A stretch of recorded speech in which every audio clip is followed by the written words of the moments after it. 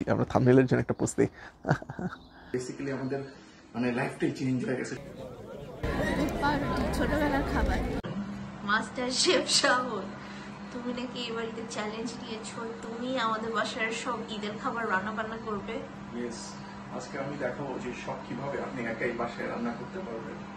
Basically আমি শুরু করে দিয়েছি, তো যেহেতু আমি একা রান্না করবো এর জন্য বেশি আইটেম এবার চাইনি।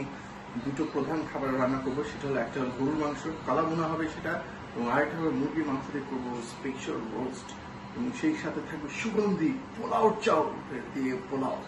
তাও সৌদি আরব থেকে আনা পোলাও চাল। সৌদি আরব থেকে নিয়ে আসছি, মানে মাথায় খারাপ, মানে ওই চাল গেছে বাংলাদেশ থেকে সৌদি আরব, সৌদি আরব থেকে আমরা সেটাকে জার্মানি নিয়ে আসছি। মানে বুঝতেই পারতেছেন, মানে মানুষও এতবার ট্রাভেল করতে পারে না, ওই চাল যতবার বিদেশ ট্রাভেল করতেছে, মানে আলাদা বিষয়, ভাব সব আলাদা।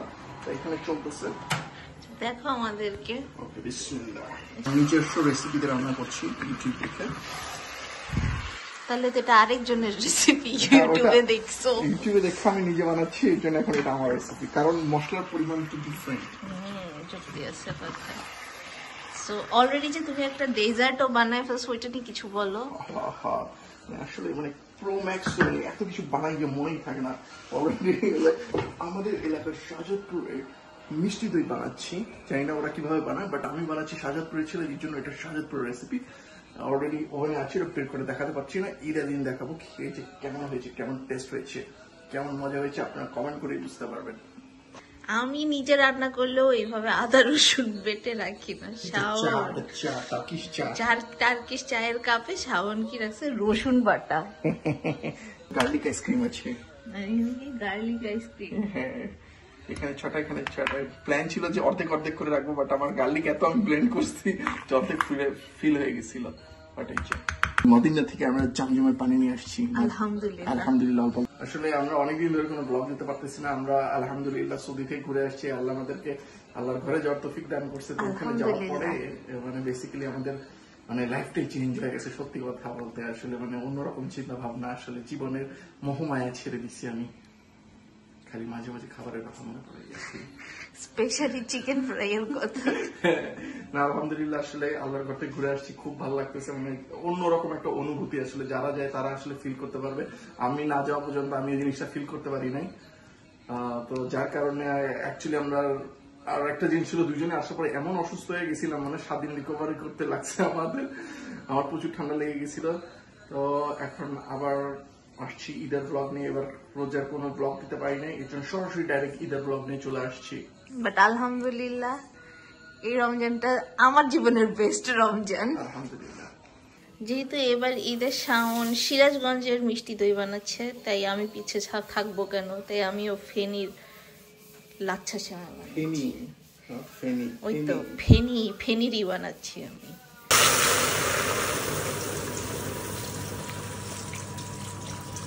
এই যে ফেনীর লাচ্ছা সেমাই কোন রকম হাতের স্পর্শ ছাড়াই বানানো, ঠিক আছে?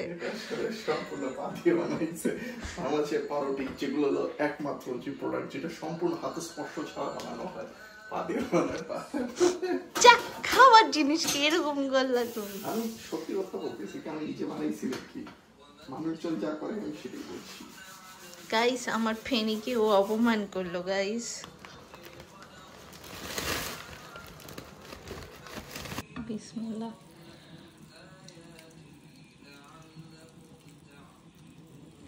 প্রবাস জীবনে ঈদের অন্যতম মজা হচ্ছে একসাথে নামাজ পড়তে যাওয়া। তো সকালবেলা উঠে গোসল টোসল করে একদম রেডি হয়ে চলে গেলাম মসজিদের উদ্দেশ্যে।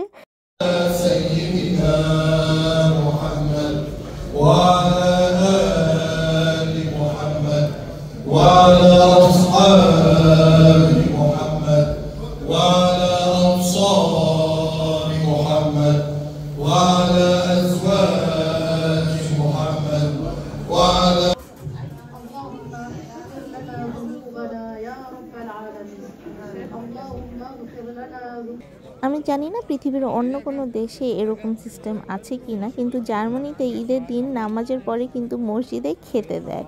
এই জিনিসটা খুবই ভালো লাগে, সবাই একসাথে দাঁড়িয়ে খাওয়া দাওয়া করে, দেখতেও খুবই ভালো লাগে। ঈদের আমেজটা এখানেই সবচেয়ে বেশি অনুভূত হয়। তো এখানে দিয়েছিল রোজ ওয়াটার দেওয়া গরম গরম দুধ। শীতকালে কিন্তু এই গরম গরম দুধ খেতে খুবই ভালো লাগে। খাচ্ছ তাজিন? ছোটবেলার খাবার।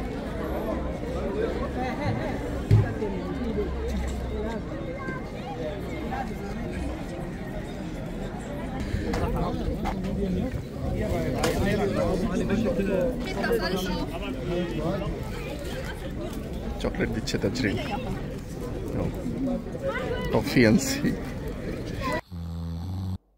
ঈদের দিন নামাজ পড়ে এসে একটা ঘুম দিব না তা কি হয়? বেচারা সারা রাত অনেক কষ্ট করে রান্না বান্না করে সেই টায়ার, তাই একটা ঘুম দিল। খাবার দাবার দেখি সব রেডি। এটা হচ্ছে সবকিছু সাউন্ড রান্না করছে অবশ্যই।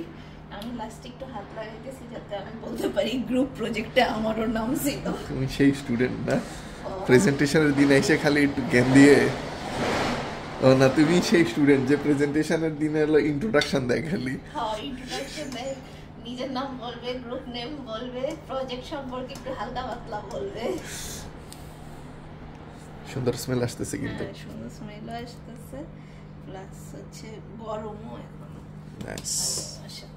এই যে এখানে রয়েছে বেবি চিকেন দিয়ে রোস্ট বানানো হয়েছে।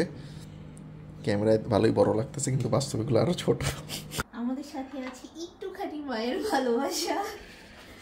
এটা হচ্ছে আমার শাশুড়ি আম্মুর বিখ্যাত পেঁয়াজ বেরেস্তা। এই ঈদের জন্যই বাঁচায় রাখছিলাম, যদিও অনেকখানি ইউজ করছি। ভালো, দেখ কি সুন্দর কালার, মাশাআল্লাহ। এখনো সেই রকমই ক্রিস্পি আছে। একটু সাউন্ড করে দেখাও। জানুই বানাচ্ছে অস্থির। আম্মু বেরেস্তাটা জোস হয়। আমরা বলছিলাম যে আম্মু চল একটা স্টার্ট আপ দিই, বিজনেস দিই বেরেস্তা দিয়ে, আম্মু রাজি হচ্ছে না। ওমন রমজানের ওই রোজার শেষে এলো খুশির ঈদ। আলহামদুলিল্লাহ সব মানে রোজা রাখার পরে এখন কিছু খাইতে গেলে কেমন যেন নিজের কাছে ফিল হয় যে আরে আমার রোজাটা ভেঙে গেল না তো। মানে একটা অভ্যাস যে ক্রিয়েট হয়ে গিয়েছিল সেই জিনিসটা এখন মানে সহজে বলা যায় না। তো আলহামদুলিল্লাহ সব খাবার দাবার নিয়ে বসে পড়ছি, কি রান্না করেছি দেখাচ্ছি আপনাদেরকে। তাজুইনকে দাওয়াত দিছি আমাদের বাসায়, আজকে ঈদের দাওয়াত দিয়েছি তাজুইনকে। তুমি অনেক কিছু রান্না করছো, সত্যি আমি কিচ্ছু করিনি, এখানে সবকিছুই সাউন্ড করছে, সেজন্য তোমাকে বিশেষ থ্যাঙ্কস। ও ধন্যবাদ। খেয়ে দেখো কে মজা হয়েছে কিনা, থ্যাঙ্কস আগে দিও না। অনেক মজা হচ্ছে। ও এই রোস্ট রান্না করার আগে মানে আগে থেকেই বলছে যে ও ঈদে রান্না করবে, সো এটার জন্য ও তার কয়েকদিন আগে একবার আমাকে বানাই দেওয়া হয়েছে।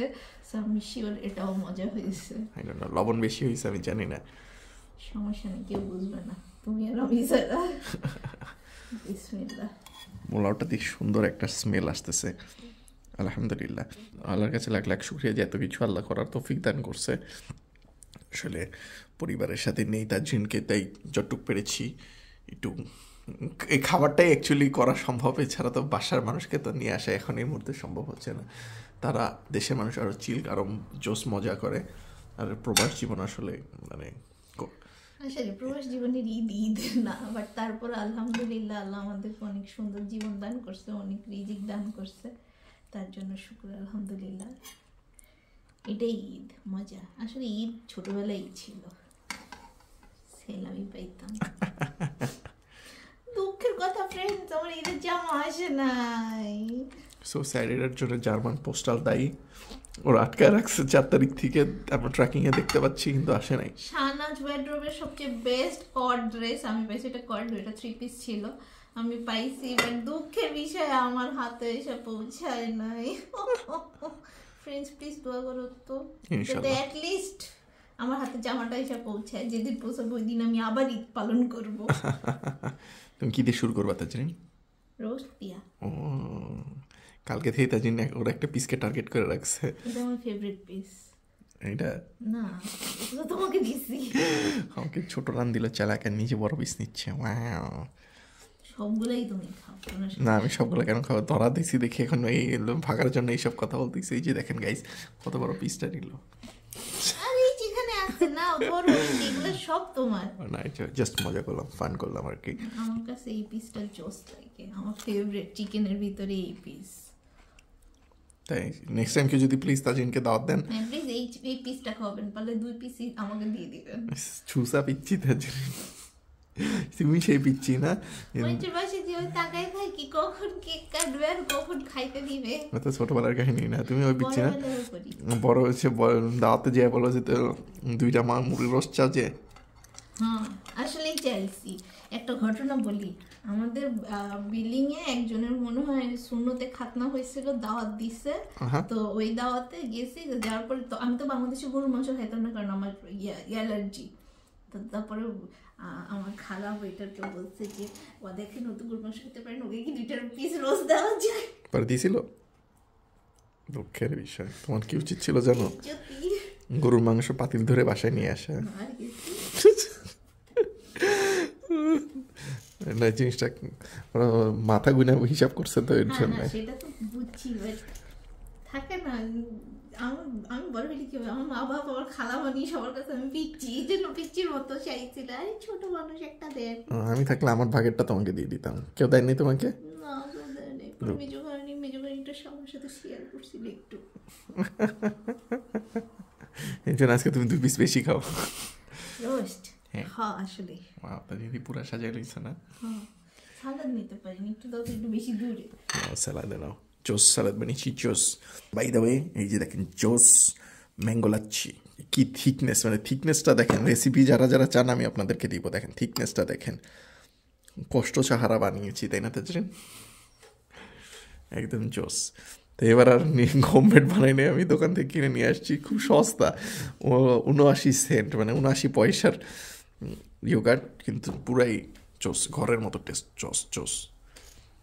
ধন্যবাদ। আমরা শুরু করি বিসমিল্লাহ বলে। এখানে রোস্ট রান্না করছি, শাহি রোস্ট, যেটা শাহি পোলাও, এখানে হলো শাহি পোলাও, এবং এটা হলো শাহি কালা ভুনা, শাহি কালাভুনা, শাহি দই, শাহি দই, শাহি মিষ্টি দই, আর ওটা নবাবি শাহি লাচ্ছির সময়, শাহি আপ্যায়নের আলুর চপ, 2 পিস চিংড়ি বেঁচে গেছে। তাজিন ভাই আমি জিজ্ঞেস করলাম বেশি বানাবো, আমার বলছে 6টা বানাইতে। তখন আপুর সাথে কথা বলতেছিলাম, ও আমাকে জিজ্ঞেস করছে 8টা, আমি ইশারায় দেখাইছি 10টা। ও কি এমনি জানি না কোন আঙ্গুল কম দেখছে, ও দেখছে আমি নাকি বলছি 6টা। দুঃখের বিষয়, বেশি চিংড়ি খাইতে হয় না, এমনি খাও। খেয়ে দেখো, তুমি রোস্ট খেয়ে বলো কেমন হয়েছে, একটা বাইট দাও, একটা বাইট দাও। বিসমিল্লাহ।